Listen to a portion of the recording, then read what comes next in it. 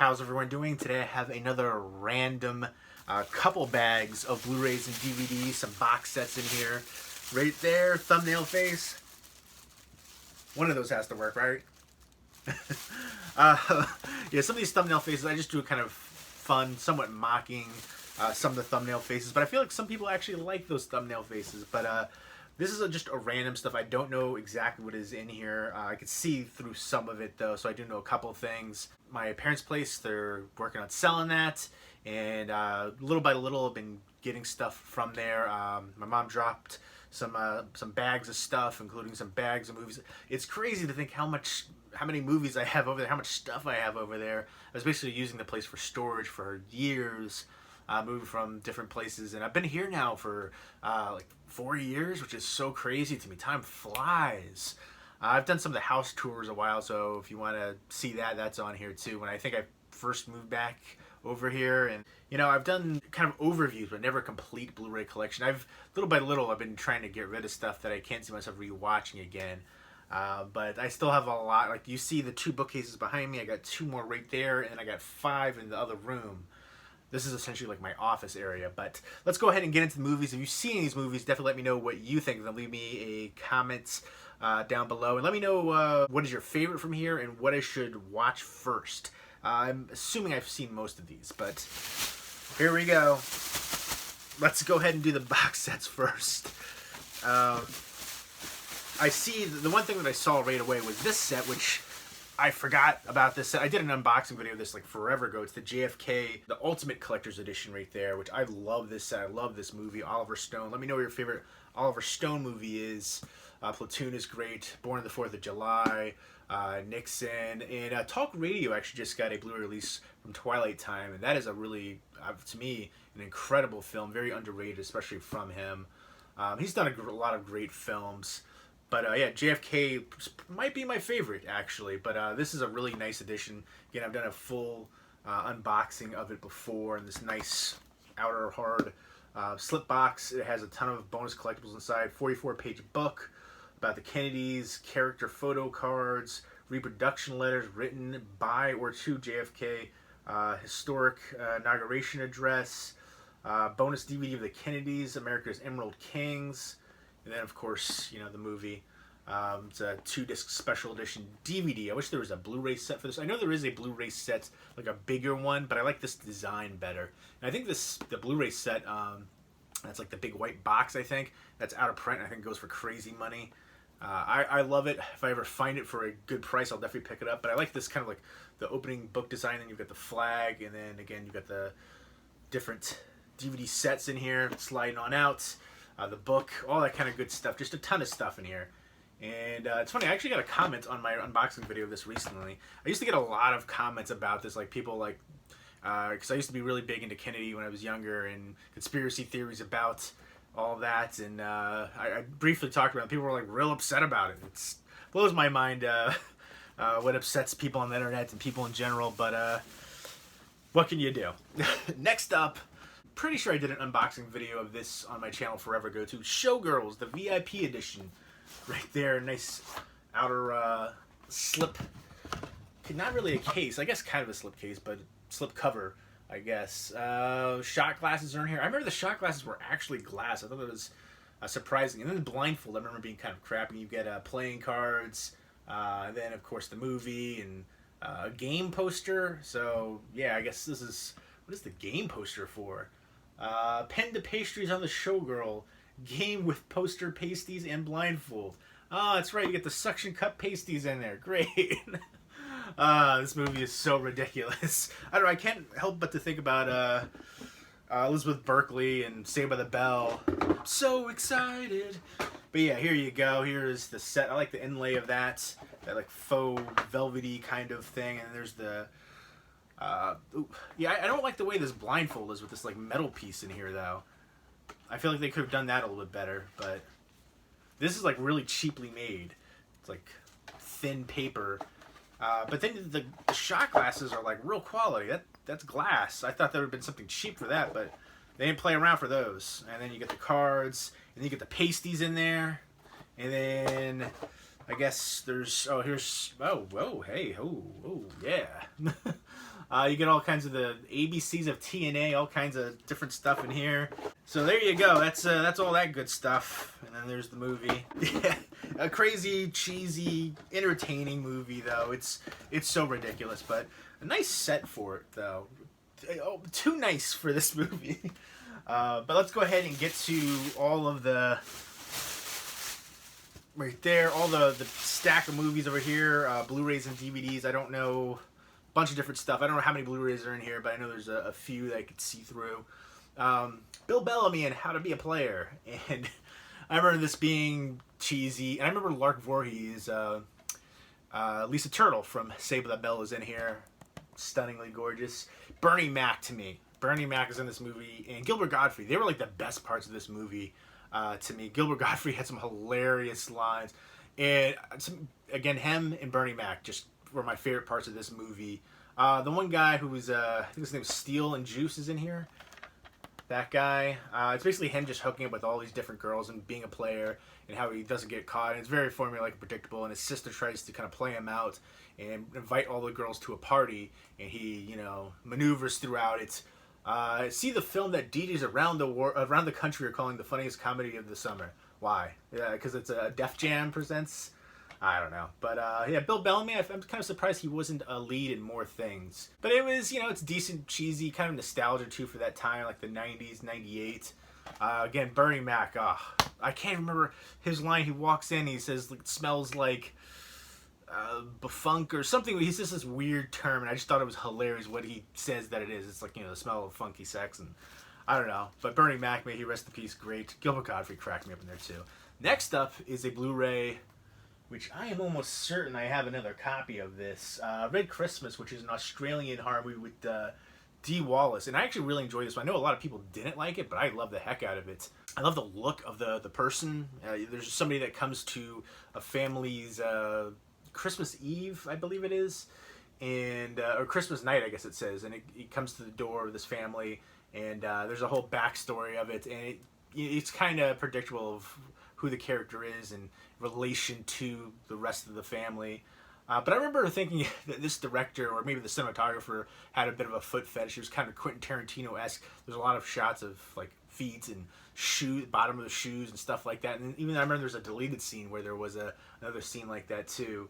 But Dee Wallace kicking butt in here. I feel like one of the things I didn't like about this was the ending, what happens to certain characters. But I thought this was a fun ride. It's a low-budget Christmas horror movie, and I love the look to the killer at the end. This is from Artsploitation Films, and I am certain that I have this. Here's all my horror Blu-rays right next to me. And alright, I do have this. So I don't know how I ended up getting another one of this on a Blu-ray, and it's still sealed up. So if anyone wants to do a trade, let me know. Next up, that's crazy. I have so much stuff over there. I don't even remember like some of the stuff. But Walk Like a Man, I actually was looking for this recently. I was very happy to have this back in the collection. This was a cheesy, fun one. I think this is out of print as well. I think it goes for like 20 bucks or so. I was thinking about buying it again, and I'm glad I don't have to. MGM release with Howie Mandel. This is Howie Mandel before he kind of went crazy, OCD, and you know, he wouldn't touch people for a while, had really germ phobia. I think he still does to an extent, but here he was like playing in mud and stuff. I remember there's a slime scene in here, which I thought was funny. He's like at the mall, and he's playing with the slime, and he sneezes. It's so funny. I thought he was great. Christopher Lloyd is in here too. Christopher Lloyd is like the evil brother. Basically, they go on like a family trip as when he's a kid, and he gets lost, and he's called now Bobo, and he's like raised by wolves or something to that effect. And they find him again, and he would claim 30 million inheritance. There you go. Holy moly, that's a lot of money. Christopher Lloyd is out to get that. Yeah, so I remember this being just really entertaining, fun. I can't wait to revisit this one. Howie Mandel was pretty funny back in the day.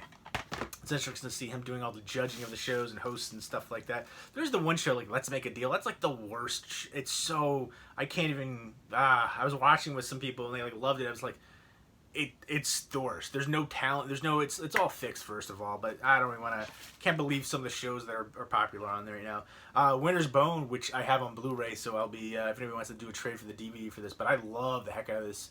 First time I saw Jennifer Lawrence nominated for an Oscar. I think she's a very talented actress and stunning as well. And I really liked this movie. Was very atmospheric, kind of like the backwoods. and just like how they, these small backwoods rural places kind of take care of their own in a way, and she has to find her father, and how it plays out. Very dark, and I like John Hawkes in here too. Definitely love the heck out of this. And this director is Deborah Granick, who she also did Leave No Trace recently, which is another one that I really enjoyed. And she also did Down to the Bone as well, which kind of plays into Winter's Bone with the name.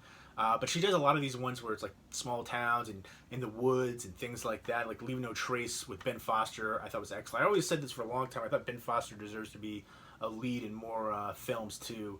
He always usually plays like a really good supporting role, but he's a great actor. I loved him in 30 Days of Night as the stranger in there. But yeah, this one to me is awesome. I have it on Blu-ray. I feel like I haven't watched it in a while, and seeing this again, it makes me want to check it out again. Next up is 500 Days of Summer, or what I like to call 500 Days of Bummer. Everybody loved this movie, I feel like, except for me. I thought it was really just unrealistic, ridiculous, and just a big bummer overall. And I'm not a big fan of Zooey Deschanel. I think she's attractive, but she plays the same role in everything she's in. And the New Girl TV show was terrible to me. She was like the least interesting character on her own show. I think all of, like, the roommates and her friends were way better in that show than she was. She was just annoying. But I feel like every girl I know loves that TV show. I love Joseph Gordon-Levitt as an actor. I think he's very talented. I like Don Juan, even though there's a big tonal shift in the movie. Maybe I should give this one a rewatch, though. I remember not being a fan, but I know director Mark Webb. He did a lot of TV and stuff like that. And then he did Amazing Spider-Man, kind of out of nowhere. He did this. He's like, I can do a big Marvel comic book blockbuster movie. Why not? Amazing Spider-Man, sign me up. 500 Days of Bummer, haven't you seen my work? Perfect for it. Yeah, a lot of these are Blockbuster ones. I remember getting a lot of the Blockbuster ones when they closed down. I did a couple of videos going to Blockbuster and picking stuff up during that time. But next up is Ghosts of Girlfriends Past. Jennifer Garner and Matthew McConaughey. This is during that time period where he was doing a lot of like trashy movies. How to Lose a Guy in 10 Days, Failure to Launch. Sahara wasn't too bad. There's a few other ones where he was doing those kind of a lot of rom-coms and ones that were kind of cringy and terrible. I haven't seen this one. This is one I was like, I'll watch this one day. This will be a good date movie for, I probably got it for like $1 or $2. So I do like Jennifer Garner in here, and Lacey Chabert. Robert Forster's in here. It's Breckin Meyer's in here. A bunch of other people, but yeah, I guess he's How to Be a Player, and he's all the ghosts of the girlfriends coming back to haunt him. But then he did a lot of really good movies. Killer Joe, I think, is super underrated. Probably one of my favorites roles that he's done. And then all right, you can't, that's a classic right there. Dazed and Confused, his character in that. Mud was amazing. Then Dallas Buyers Club, he's getting the Oscar love right there, so he's showing his actual acting chops and talents there. And I like The Lincoln Lawyer too. I figured this could be a good date movie. It looks like it's gonna be a cheesy rom-com. Girls like those kind of movies, right? It seems to be general consensus. My expectations are a little, low with this, but I'm going to give it a fair chance. Again, I like some of the cast in here, and, Matthew McConaughey for a while doing those kind of crappy rom-com movies, not so great. Well, I shouldn't say crappy per se, just not necessarily for me, not the best, though. Some of them have some merits, but, yeah, this one to me, hopefully it'll be better than How to Lose a Guy in 10 Days, Failure to Launch, at least. That's where my expectations are for this. But yeah, for me, I loved Killer Joe, Mud. Those are probably my two favorites. But let me know what your favorite Matthew McConaughey movie is, or even role. Because again, Dazed and Confused is great in there. It's iconic to me. And then, of course, Interstellar, too. I forgot about that one. He's been in a lot of great films, for sure. And then some ones that weren't so great. But I'm kind of thinking this might be one of the not-so-great ones. But I'm going to give it a fair chance and hope for the best, essentially. What are you doing, Matthew McConaughey? Some of your movie choices. Just during that time where he's probably, and saying, playing those bongo drums and saying, hey, I'll take any old thing. Give me that paycheck. Paycheck movie right there. Next up is Tenure, which I remember getting this one, and then remember just, I guess because it was over there, never checking it out. But, yeah, Luke Wilson, and then this guy, who I remember him from The Office. He's been around for so long. David Koechner, and then Gretchen Mol. I guess they're just teachers, and they're trying to get tenure. And yeah, it's just, I guess, a major midterm crisis. So a lot of dark comedy in here. So Finds himself falling for somebody too with I guess the girl right there. So there's a romance aspect. The best damn teacher in the world. So I look, it's gonna be dark comedy with a romance going on there. So I'll give it a fair chance. And then next up is a triple feature, which I have all of these on Blu-ray. So if anybody wants to do a trade for this, let me know. These were all, I think, Mill Creek titles: The Gun and Betty Lou's Handbag, Gross Anatomy, and Betsy's Wedding with Molly Ringwald and Alan Alda. For Betsy's Wedding, Matthew Modine, Daphne Zuniga, and Kristen Lati, I think, for Gross Anatomy. Penelope Ann Miller in The Gun and Betty Lou's Handbag. And I don't remember, these were all like older movies. I think my parents had some of these as a kid, like on VHS. So I feel like I've had these sitting on my shelf for a while, and I think it's time to, watch these and check them out. Because I remember, I think I saw them when I was like a real little kid, so I don't really remember them too well. But a lot of times I'll do that. I'll pick up some movies for like nostalgia purposes. I remember like, oh, my parents had this on VHS, and just kind of like it sits on the shelf because I get a lot of stuff in, and then kind of get backlogged. Next up, Dumb and Dumber, one of my all-time favorite comedy movies. When he's on the toilet, that absolutely cracked me up with the laxative. There's so many. Let me know what your favorite all-time comedy movie is. Let me know what your favorite scene from Dumb and Dumber is. There's so many great scenes in here. This is just Jeff Daniels. I didn't know he was that funny in here, but Jim Carrey was great. You know what I'd love to see get a Blu-ray release is Earth Girls Are Easy. Jeff Goldblum, Damon Wayans, and Jim Carrey. Great in there. Was it Gina Davis, I think? And then, of course, Gina Davis and Jeff Goldblum were in The Fly remake, which is an amazing Cronenberg. One of the best horror sci-fi remakes out there. But yeah, this was just hilarious to me. One of my all-time favorite comedies. Again, I have this on Blu-ray, so if anybody wants to do a trade for the DVD of it, let me know. It's funny. This one right here, I could have sworn I had this on Blu-ray. I was looking for it recently, and I've said this before. I feel like I've lost a bunch of Blu-rays, movies in general too, and I don't know if it was somebody like stole some from me one day, or if I've moved a bunch, but I could have sworn, like, if maybe some stuff fell out during moving or lost during moving, I don't know. But I could have sworn I bought this on Blu-ray since I've lived here, because I thought it only came out like a few years ago on Blu-ray. But I could have sworn that I bought it when I was here, and I couldn't find it. And so I'm probably going to rebuy it, because I think the Blu-ray is less money than the DVD, if I can recall. I think it was like $5.99 for the Blu-ray, so I'm going to pick up the Blu-ray of it.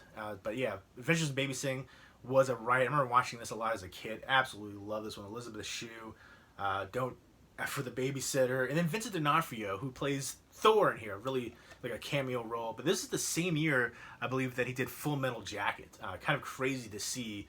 A year could be long, but to lose that much weight or gain that much weight, I guess, probably. It's kind of crazy, but great actor. But this was such a fun movie. I loved Elizabeth Shue. She's great. I love her in Cocktail. She's been in a ton of stuff. But yeah, she's just a babysitter, and the one kid has a crush on her.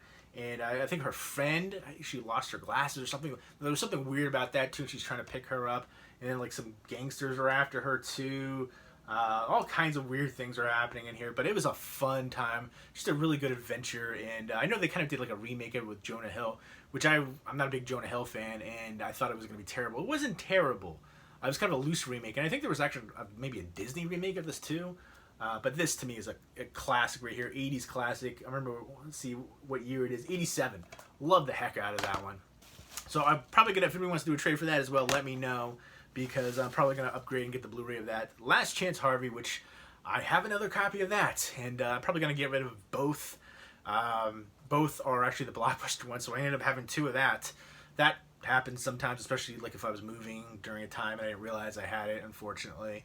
I didn't think this was that great. I thought it was an interesting concept, but the dramatic pacing didn't really do well. I didn't get too invested in the characters. I like the people involved, especially the leads, Dustin Hoffman and Emma Thompson.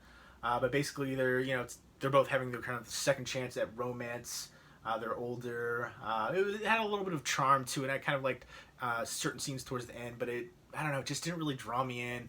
And after it was over, I was just thinking it was kind of forgettable. But yeah, there's chemistry and second chances and all that kind of stuff. But I don't know. I just wanted more from it.